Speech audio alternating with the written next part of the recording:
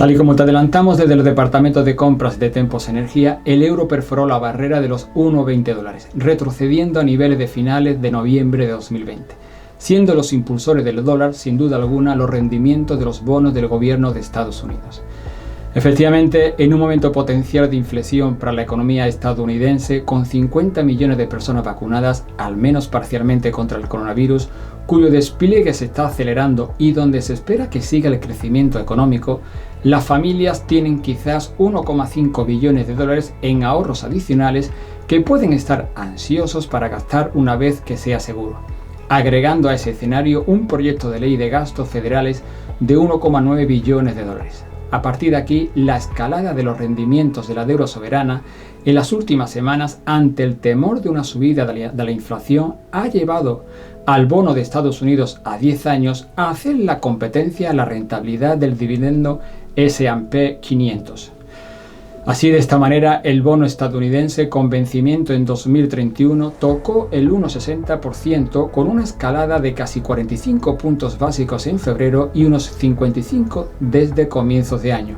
A lo que hemos de añadir, sin embargo, las palabras de Jerome Powell decepcionando a los inversores al señalar la idea de mantener bajas las tasas de interés hasta que la economía se recupere, afirmando que la venta masiva de bonos del Tesoro no fue desordenada. Es ahora cuando toca seguir profundizando en la construcción de la ecuación dólar-euro. Girando la mirada a Europa, te diré que su economía va camino de encarar una segunda recesión en el primer trimestre del año, después de cerrar el cuarto trimestre del año pasado en retroceso. El índice de gestores de compra compuesto de la eurozona, el PMI, se mantuvo en febrero en 48,8 puntos. Aunque esta cifra supone un pequeño repunte de un entero respecto al dato de enero, cuando las restricciones sanitarias en toda Europa estaban en niveles máximos, todavía queda por debajo de la cota de los 50 puntos que separan la frontera entre crecimiento y contracción. Hay que tener en cuenta que, con ello, Europa cerraría en negativo 4 de los últimos 5 trimestres, por lo que el impacto acumulado del coronavirus podría ser bastante más acusado de lo calculado inicialmente. Centrándonos en Estados Unidos, su economía agregó 379.000 puestos de trabajo en febrero, un nivel muy por encima de la tasa prepandémica, superando las estimaciones de los analistas y reforzando las esperanzas de un crecimiento más positivo durante el año, a medida que disminuye la crisis de salud pública. La tasa de desempleo cayó 0,1 de punto porcentual al 6,2%. Fue el informe de empleo más optimista desde octubre, tras 2 meses de cifras decepcionantes, incluida la pérdida de aproximadamente 306.000 puestos de trabajo en diciembre. Por otra parte, el presidente estadounidense Joe Biden celebró finalmente la aprobación en el Senado del plan de estímulo de 1,9 billones de dólares para aliviar la devastación económica provocada por la pandemia. El paquete de rescate, el tercero aprobado en Estados Unidos desde que comenzó hace un año, incluye nuevos pagos directos de $1.400 a los contribuyentes que tengan ingresos inferiores a los $80.000 anuales, además de fondos para gobiernos locales y estatales, vacunas y reapertura de escuelas.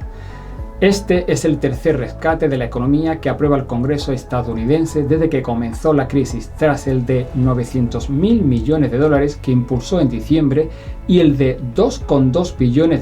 refrendado en marzo de 2020, que fue el mayor de la historia del país. Llegados hasta aquí, en la consultora energética Tempos Energía observamos que el desacoplamiento de Estados Unidos en el crecimiento, en particular frente a la zona euro y los tipos de interés más altos, es lo que en estos momentos está favoreciendo la subida del billete verde. Te lo muestro con más detalle. Aquí en Europa se espera que la recuperación de la zona euro sea más lenta que la de muchas otras economías avanzadas, la cual se contraerá este trimestre antes de comenzar una recuperación alrededor de la primavera, en parte debido a la lentitud de la implementación de vacunas y los mayores costos de los préstamos que podrían frenar aún más el impulso. Bruselas ya cuenta con que hasta mediados del año 2022 la Unión Europea no volverá a los niveles de actividad previos a la pandemia, y lo que no es menos relevante, La inversión no se recuperará hasta pasados los próximos 2 años, pese a los ingentes planes de estímulo fiscal y monetario diseñados en los últimos trimestres, algo que puede explicar que la Comisión se haya decantado finalmente por prorrogar un año más la suspensión de las reglas fiscales. Por otro lado, no pueden pasar desapercibidas las fuertes medidas de estímulo fiscal que se están implantando en Estados Unidos. Desde el inicio de la pandemia acumulan ya una cantidad equivalente al 25% de su PIB, la mayor en todo el mundo. Además, son medidas que se traducen directamente en una mayor renta disponible para las familias, que acumulan tasas de ahorro sin precedentes. De este modo, es previsible que estas tasas permitan una fuerte recuperación del consumo a medida que se confirme la reapertura de la economía, donde el Producto Interior Bruto registrará un aumento del 5,50% este año, el mejor desde Money in America de 1984 del presidente Ronald Reagan.